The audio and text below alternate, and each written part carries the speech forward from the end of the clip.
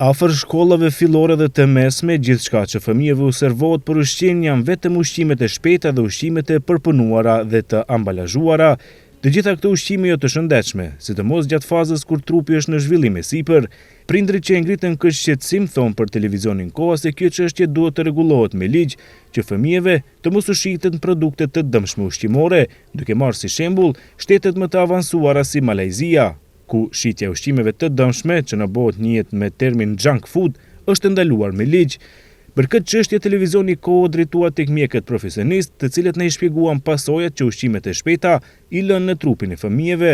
Sipas endokrinologës Rezarta Elezi, ushqimi i shpejt tek fëmijët dhe adoleshentët shkakton fillimisht rregullime hormonale, të cilat më vonë shkaktojnë sëmundje më të rënda metabolike. Konsumimi i ushqimeve të shpejta është shumë i dëmshëm, sidomos për fëmijët, ata të cilët duhet të rriten, sepse bëjnë shumë çrregullime hormonale, ndikojnë në hormonet e rritjes, si dhe në hormonet të cilët janë të rëndësishme për zhvillime seksuale dytësore tek meshkujt edhe tek femrat.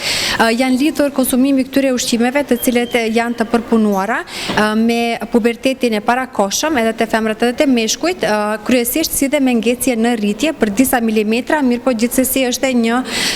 një numër signifikant. Endokrinologja Elezi thotë se burimi i sëmundjeve më të rënda janë pikërisht kequshqyerja dhe disa zakone të tjera të përditshme, si stresi, mungesa e xhumit dhe mënyra jetesës. Shkaktojnë ato që ne i quajmë si sindrom metabolike, kjo është kur kemi çrregullimin e përpunimit të karbohidrateve dhe të yndyrnave,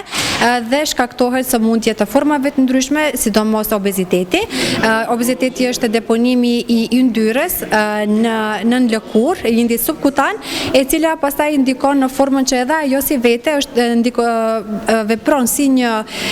organ endokrinologjik, edhe bën prodhimin e hormoneve, kryesisht tek meshkujt e bën prodhimin e hormoneve femrore, ndërsa tek femrat e bën prodhimin e hormoneve mashkullore. Përveç të tjerave, domethënë rritja e yndyrës, sidomos të holesterolit të keq, që themine, LDL, të triglicerideve, ndikon në përpunimin e ushqimit akoma më shumë, mirë po bëhet edhe deponimi në enët e gjakut, që me kalimin e viteve, sepse kur është organizmi më i ri e kompenzon në një formë apo tjetrën, mirë po me kalimin e viteve